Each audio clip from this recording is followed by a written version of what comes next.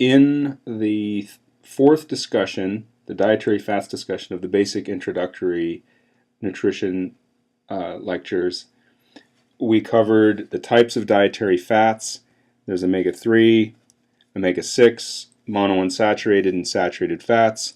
The omega-3 fats are fatty fish with low mercury, so we'll exclude mackerel even though it's high in omega-3, which would be salmon, sardines, herring. So the fish that start with an S are in can and that are readily available in cans, salmon, sardines, those are low in mercury, high in omega-3. Two types of seeds, chia and flax seeds, and one of the nuts, walnuts, but it takes about a quarter cup to achieve your daily omega-3 needs. Omega-6 fats are nuts and seeds, monounsaturated fats, olives, olive oil, and avocados. And then saturated fats are from plants or animals, the ones from plants being healthier, increase your health, as opposed to animal fats, which may or may not reduce your health, depends on how much of them you eat. So now we want to move forward from that and start thinking beyond just, are you getting some omega-3, 6 fats, some monounsaturated fats, and how much animal fats are you getting, but what is the processing of these fats, and what do we do to them that could reduce their health quality. So I can see the picture of the aircraft carrier I was on in the Navy, USS Carl Vinson, up on the wall there. So omega-3 fats have several points of unsaturation. They're polyunsaturated fats, and the furthest out point of unsaturation from the head group of the fat is 3 carbons from the end, whereas in omega-6 fats, the furthest out unsaturation from the head group is 6 carbons from the end. So omega-3 and omega-6 is just carbon counting from the end of the fat chain. And omega-3 fats, since the furthest out unsaturation point is only 3 carbons from the end, you end up with more unsaturation overall. So not just an omega-6, but an additional point of unsaturation beyond that. When we say that a fat is unsaturated, what we mean is that this chain of carbons that makes up the fat is not saturated in hydrogens. A carbon likes to attach to 4 things. So you can imagine if my hand is a carbon and it's got 4 bonds coming off of it, and this carbon might be attached to 2 other carbons because it's in a chain of carbons, and the other 2 bonds might go to hydrogens. Well, if you pluck some hydrogens off, then the neighboring carbons that have had some hydrogens plucked off, they form a double bond between each other. So you have more electron density, and oxygen loves electrons. So oxygen comes in, particularly at high heat. If you're cooking with flax oil, mistake, because all this unsaturation in the fat lends itself to oxidation, particularly at high temperature. A saturated fat doesn't have any unsaturation in it, and so there are no double bonds between carbons where there's a lot of electron densities where the oxygen wants to take that electron density. So a highly unsaturated fat is oxidized or becomes rancid faster than a saturated fat. So the more unsaturated a fat is, the better it is for you, unless it becomes heated. Then it becomes worse for you than a saturated fat.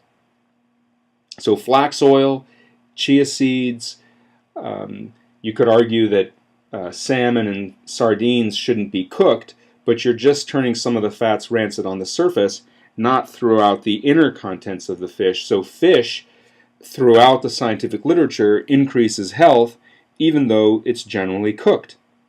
There's plenty of omega-3s that are not oxidized or rancid in cooked fish. I mean, if you blacken the surfaces, then you've got more rancidity, of course, and more free radicals. Maybe in the end, even more than the unoxidized omega-3 fats, depending on how far you char the thing.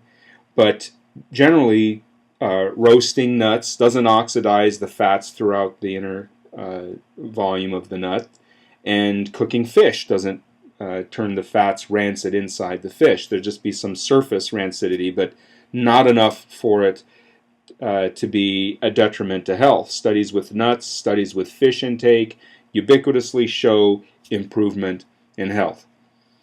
So omega-3 fats easily susceptible to oxidation. So if you've got flax seeds or chia seeds or walnuts, I recommend that you store them in the freezer with air kept out of the container. So you put them in a bag, you squeeze the air out of the bag, you twist it and, tie it off or somehow, or tie it off so that the air doesn't get in. Keep it in your freezer. You could bring out however much you're going to use over the course of a week or 2 weeks at the most. Leave that in the fridge. But do not leave chia seeds, flax seeds, or walnuts out at room temperature in containers that are filled with a bunch of air for them to become oxidized. So that's the first thing. Now, omega-6 fats are not as easily oxidized, but I still recommend keeping them at least in the refrigerator, and that would be all nuts and seeds. Keep the air out and keep them in the fridge. So that would even include peanut butter, unless you go through your peanut butter, almond butter, cashew butter, whatever kind of nut butter you're into. If you're going to go through it fairly quickly, then it doesn't matter. Room temperature for a few weeks, no problem. But if it takes you a couple months to get through the peanut butter, then because of the small amount of omega-3s that are in many different types of nuts, and the large amount of omega-6 fats that are in a lot of types of nuts, you'd want to keep it cold or at least cool. Certainly not at elevated temperature. Monounsaturated fats are not easily oxidized, but at high temperature they can become oxidized. Olive oil and olives in general and avocado are the main monounsaturated fats, so you can heat these things with less oxidation than an omega-3 or an omega-6 fat, but there is some omega-6 in them, of course, and monounsaturated fat does, after all, have 1 point of unsaturation, so it can be oxidized. If you ever get to the smoke point of any oil, whether it's olive oil or any other oil, even a saturated fat like butter, you're oxidizing those fats. So the best oil for cooking would be a saturated fat where there is no point of unsaturation, a double electron bond, higher electron density for oxygens to come and attack. And that would be butter and lard. But interestingly enough, a lot of the lard on the market has partially hydrogenated lard in it. If you look at the ingredients, how could you make something worse than lard? Oh, I know. Let's partially hydrogenate it. It's fascinating to me, the food industry. But anyway, so cook with a saturated fat, like coconut. So coconut oil is the best to cook with because over 90% of the fat in coconut is the healthy, short-chain saturated fat, and saturated fats don't oxidize very easily. So even at higher temperatures, they're not going to oxidize as easily as olive oil. So olive oil would be something for low temperature cooking, coconut for higher temperature cooking, or even butter for higher temperature cooking. But again, never go past the smoke point. Never let it change color to brown, and definitely not to a dark brown or blackening or where smoke comes up. At that point, you should pour it out, wipe out the pan, start over. Don't eat that. No reason to get a cancer risk just because you were wanting to cook some food that day. So omega-3 fats, freezer. Whatever you're going to use up in a couple weeks, you could keep in the fridge. Omega-6 fats in the fridge. Whatever you're going to use up within a couple weeks, you could keep at room temperature. Monounsaturated fats, like olive oil, you could keep at room temperature, but they do have some omega-6 fats in them and much smaller amounts of omega-3. And that polyunsaturated fat component of the olives and olive oil will become rancid after a couple, at the most a few months. So even though it's not the majority of the oil that's becoming rancid, there will be some rancidity. So I recommend that even your olive oil, you keep it cold, except for whatever you're going to use up within a month or less. Most of the olive oil in the U.S. market is the second pressed, which takes more pressure and more heat to get the oil out, and so there's rancidity in the oil before it ever gets to you. And canola and soy and corn oil are also reaching a very high temperature in the pressure process to squeeze the oil out of these plants. So those oils have rancidity in them before they are ever put into products. So mayonnaise, salad dressing, that if it says olive oil, canola oil, soy oil, corn oil, these oils are originally in the plant extremely healthy. Canola, soy, and corn oil in particular have 5 to 8% omega-3 fats, and even more than that in omega-6 fats. Very healthy oils, but the heat from the production process is very high, and so those healthiest parts of those oils, the omega-3s and 6s, are rancid. Not entirely rancid, but a good portion of them are rancid before they're ever used to make the mayonnaise and the salad dressing and the other products that are on the shelf. So what starts out as a really healthy oil becomes an unhealthy oil. The only mass-produced oil that is not heat-treated is extra virgin olive oil, meaning the first press of the olives, where the temperature never goes as high because it's the first press. The food industry takes soy and canola oil and corn oil even further in that they'll oftentimes deodorize the oils, meaning they take it to a really high temperature to press so that the volatiles come out, meaning the things that we smell. Soy oil starts out kind of having the smell of soil, and canola oil kind of the smell of grass. And people don't like the earthy smell or the smell of grass in their oil. They want it to be a neutral, so they push the temperature up and rancidify the oil, not just because of the high temperature from pressing, but the high temperature to get the volatiles or the odors out of these oils.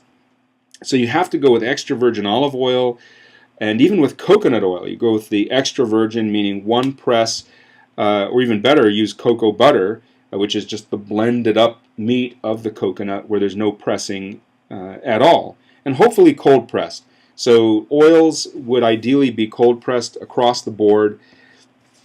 So not only the first press, but in machinery that is kept cold, like in a cold room, which is more expensive. So if they cold press it, they're definitely going to let you know that it's cold pressed. If you don't see cold pressed or extra virgin or first press on the ingredients, then it's not, because it takes quite a bit of money and time and effort and care to do that. So if they do that, they will definitely let you know.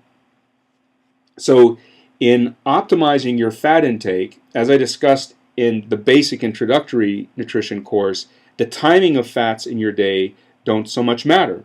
And you could even have all of your fats every other day, right? You could have no omega-3 fats today, twice the amount tomorrow. So how much do you need? The Institute of Medicine's adequate intake of omega-3 fats is 11 calories per day for women, 14 for men, so that's about a dozen calories, just over 1 gram.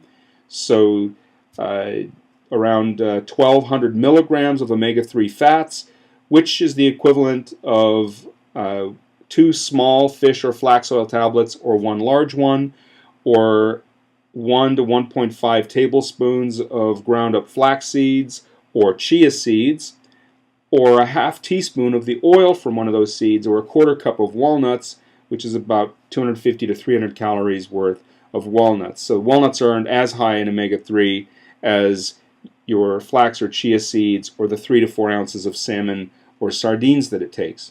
To get your omega-6 needs of about 3 times that amount, you'd want 2 to 3 tablespoons of any nut, including walnuts, which then come along with the omega-3s as well. With other fats, with other nuts and seeds, you don't get the added benefit of the omega-3, but it's easy to get the omega-3 if you just put chia or flax seeds into your yogurt or cereal, or mix it into water or a little bit of juice and drink it. It's easy to get chia seeds in. Flax seeds aren't as soluble in fluid, so it's better to put ground up flax seeds into food like yogurt or oatmeal in the morning. That tends to be the easiest way to get flax seeds in. Since flax seeds have this outer waxy husk, if you don't chew them or grind them before you grind them before the food, or chew them enough if you didn't, then you'll just poop the seeds out. You won't get the benefit of the omega-3. Chia seeds, on the other hand, don't have that waxy surface, but they absorb a lot of fluid. You want to put them into a little bit of water so they can puff up and absorb that fluid before you eat them. So getting your omega-3 amounts to a 3 to 4 ounce dose of the fatty fish, or a tablespoon of the seed, or half a teaspoon of the oil, or a quarter cup of the walnuts. Getting the omega-6 is a few tablespoons of any nut, or half that amount of any nut butter, like 1 to 1.5 tablespoons of peanut butter, almond butter, cashew butter.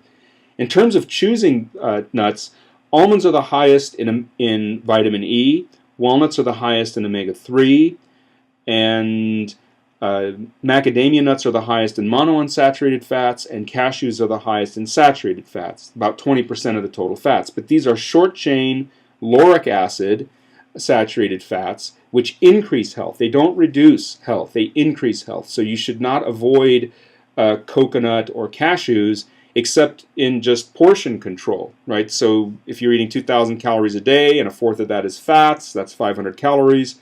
Then you could have 5 tablespoons of peanut butter or 10 tablespoons of peanuts or cashews. So it's really just about whether you're overeating healthy fats at that point. Overeating almonds or peanut butter or flax seeds is not going to increase disease risk. It's not going to increase visceral fat. What it will do instead is exceed your needs, first of all, which is fine, it doesn't hurt you, but it will just increase subcutaneous fat, the fat that's over your all underneath your skin over your whole body, just like what a baby has a lot of. So it's like becoming a big baby. It's baby fat, essentially. Subcutaneous fat does not increase disease risk, it does not reduce lifespan, and if anything, is likely to increase your health. You might not like how you look with an extra 10 pounds of subcutaneous fat, like a big baby, but it does not in any way reduce health, vitality, energy levels, mental focus, any of that. So how much nuts and seeds and flax and salmon you're eating really is personal choice, and restricting that is not about health. But if you want to be lean, and athletes are interested in that, people who care how they look on the beach, or there's a lot of people that are interested in losing body fat. It's not just belly fat that people tend to think of, but also how much fat they're carrying over their entire body. And so in that sense, there is a little bit of motivation for portion control. So having a few tablespoons of nuts and up to 100, at the most 200 calories of chocolate per day, as opposed to 1,000 or more calories of chocolate. I mean, yes, it's heart healthy. Yes, it's healthy saturated fat. And if it's dark chocolate, then it's not particularly high in sugar. But if you're eating tons and tons of it, then it does start to become a calorie issue.